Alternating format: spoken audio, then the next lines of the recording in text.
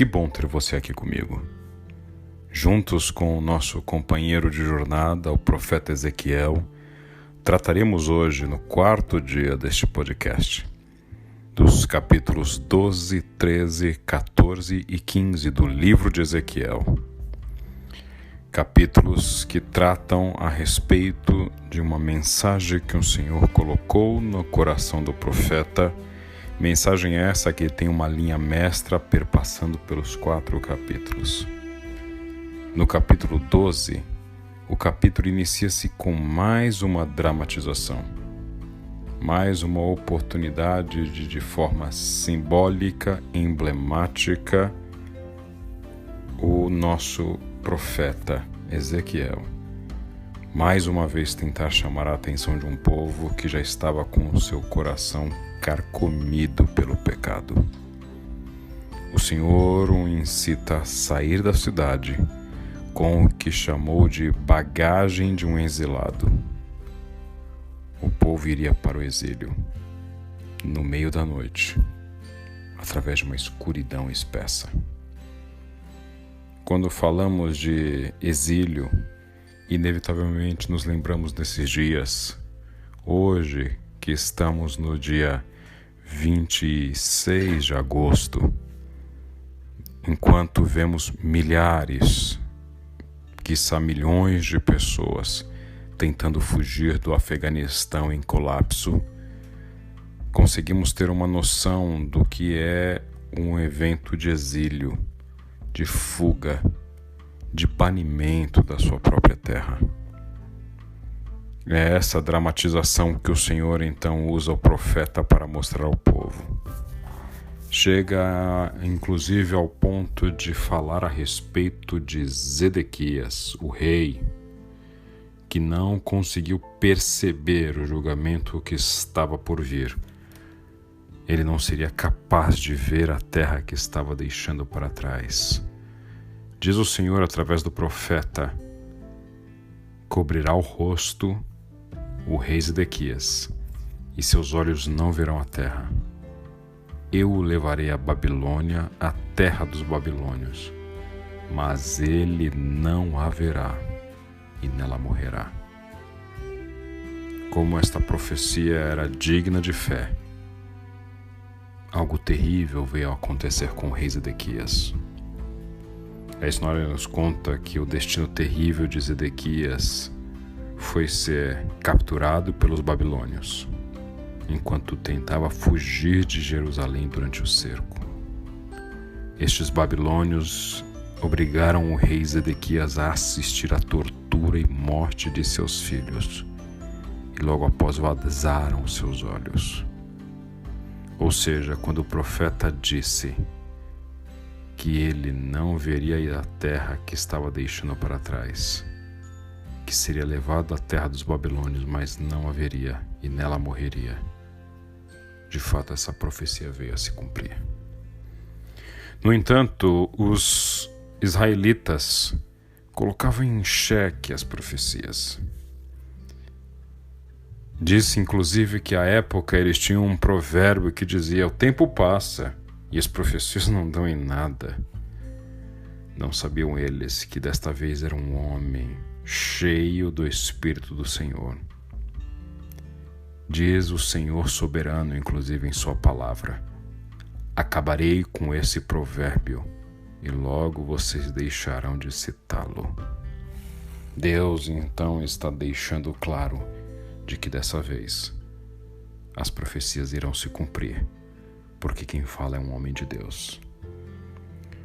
Este capítulo 12, com esta mensagem em relação ao cumprimento de profecias, se contrapõe à mensagem do capítulo 13, em que o Senhor diz ao profeta Ezequiel: profetize contra os falsos profetas de Israel que falam o que lhes vem à mente e não o que o Senhor falou. Ser profeta é uma incumbência das mais complexas, das mais gloriosas, sim, mas das mais duras. O profeta não diz o que lhe vem à mente. O profeta não diz o que lhe agrada ao coração. O profeta não diz aquilo que irá adocicar os ouvidos do povo. O profeta diz o que Deus manda. No entanto, o Senhor diz que estes profetas no meio do povo de Israel eram como chacais no meio de ruínas. Gente que só sabia fazer rir, agradar, bobos da corte. Dizem esta mensagem do Senhor quando ele nem falou. Isso suscita tanto a ira de Deus que ele diz: eu me colocarei contra vocês, diz o Senhor. Vocês que enganam um povo dizendo: tudo está em paz, quando não há paz. Gente que fala aquilo que Deus não está dizendo. Inclusive no capítulo 19, parte B diz: quando mentem ao meu povo que gosta de ouvir mentiras, vocês matam aquele que não devia morrer e prometem vida àquele que não devia viver. O profeta causa uma destruição sem paralelos na sociedade, porque ele está se colocando no lugar daquele que é o Todo-Poderoso. O profeta João, o apóstolo João, o discípulo de Jesus Cristo, o evangelista São João, ao escrever o seu evangelho, ele diz: no princípio era a palavra estava com Deus, Deus presente na palavra, e a palavra se fez carne e habitou entre nós. Manejar esta palavra com carinho e com amor. Como diz o apóstolo Paulo: apresente-te a Deus aprovado como obreiro que não tem do que se envergonhar, mas que maneja bem a palavra da verdade. Este que é a palavra encarnada não admite a manipulação da palavra. E os falsos profetas são esses que manipulam a palavra, que matam com a palavra, que decidem futuros com a palavra e de forma mais esdrúxula e cruel, dizendo que esta palavra é do Senhor, quando Deus está em silêncio. O capítulo 14 nos fala de ídolos no coração do povo. Esta expressão ídolos, homens que levantaram ídolos em seu coração, remete a um livro bastante intrigante e que eu lhe indico a ler quando você tiver esta possibilidade, que é o livro chamado Deuses Falsos, de Timothy Keller, pastor em Nova York. Neste livro, Timothy Keller, inspirado pelo Espírito Santo, trabalha a questão do que são de fato deuses, os deuses falsos. Muitos de nós compreendemos que deuses são essas entidades espirituais que as religiões pagãs erigem, e alguns, não nós, adoram através de totens, tabus. No entanto, essa é uma visão retrógrada, limitada, até mesmo mentirosa do que é ídolo. Na verdade, ídolo é tudo aquilo que rivaliza com Deus no seu coração, como centro de sua vida. Tudo aquilo que quer ocupar no seu coração um espaço de adoração e louvor que só Deus pode ter. Ídolos podem ser entidades malignas, sim. Entidades que são alvo de objeto de culto religioso, sim. Mas ídolos também são as coisas que colocamos em nossas vidas como primeiro lugar, quando este lugar primeiro só pode pertencer a Deus. Então o Senhor diz ao povo: arrependam-se. Arrependam-se. É a mensagem do Senhor. No capítulo 15, o Senhor então diz ao povo: vocês são como a videira, só que a videira é inútil, árvore sem resistência, porte ou beleza. Queima depressa, sequer serve para lenha. Você, meu povo que foi infiel.